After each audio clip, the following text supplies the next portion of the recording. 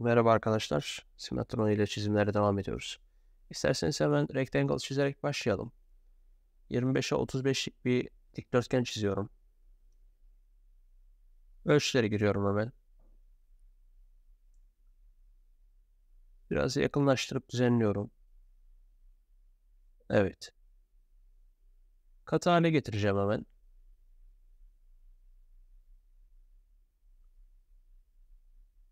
Tamamdır. Şimdi tekrar üst yüzeye bir skeç açıyorum.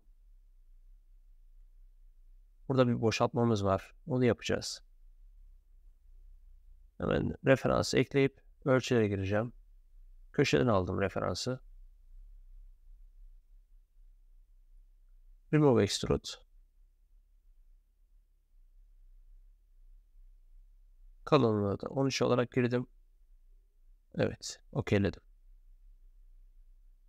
Şimdi sağ ve sol tarafta yine boşaltmalarımız var.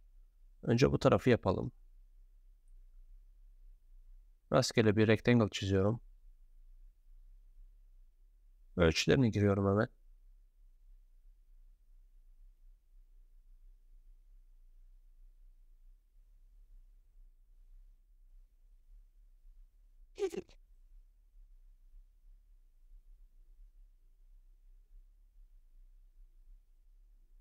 Evet.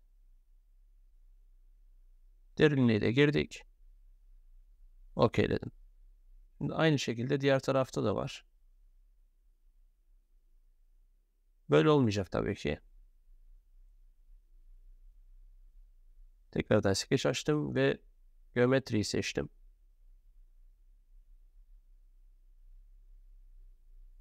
Buraları işaretliyorum aynı şekilde. Ve sketch'i hangi yüzeye açtıysam o tarafa otomatikman geçmiş oluyor. Bunu da okeyliyorum. Ve aynı şekilde remove yapıyorum. Evet. Şimdi köşelerde round'umuz var. Hemen onları da yapalım.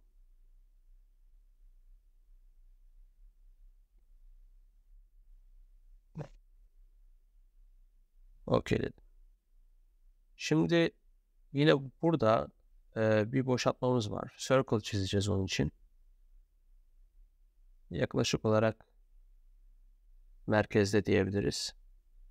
Evet. Hemen ölçülerini giriyorum. Üzerinde de bir tane cıvata kafası yuvası olacak. Onu da yapacağız.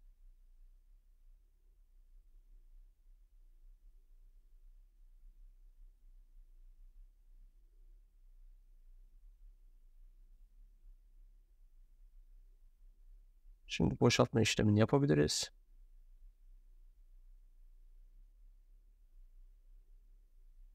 Tekrardan sketch açıyorum. Evet.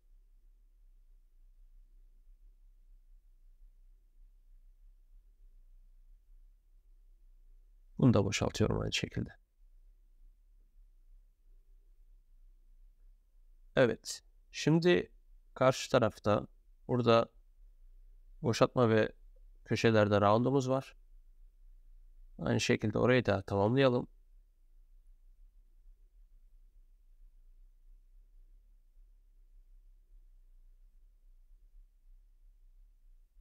Önce çizgiyle birleştirelim. Sonra iki merkez arasındaki ölçüyü de veririz.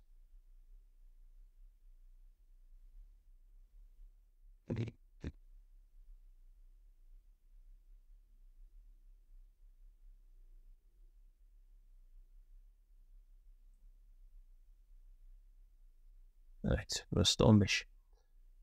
Şimdi dış ölçüleri girelim. Referans ölçülerimiz yani.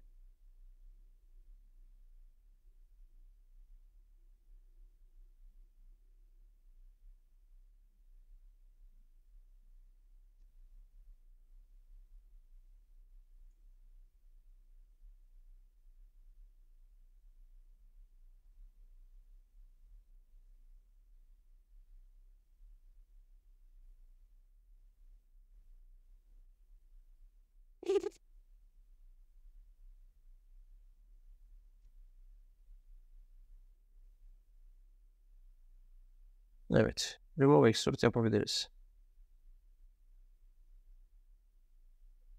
Şimdi köşelerde az önce de söyledim. Yine roundlarımız var. Onları da yapalım.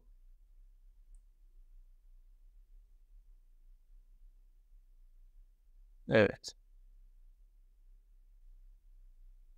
Şimdi burada da son olarak bir round'umuz var. Evet arkadaşlar, çizimimizi bitirdik. Umarım faydalı olmuştur. Bir sonraki çizimimizde görüşmek üzere. Kendinize iyi bakın.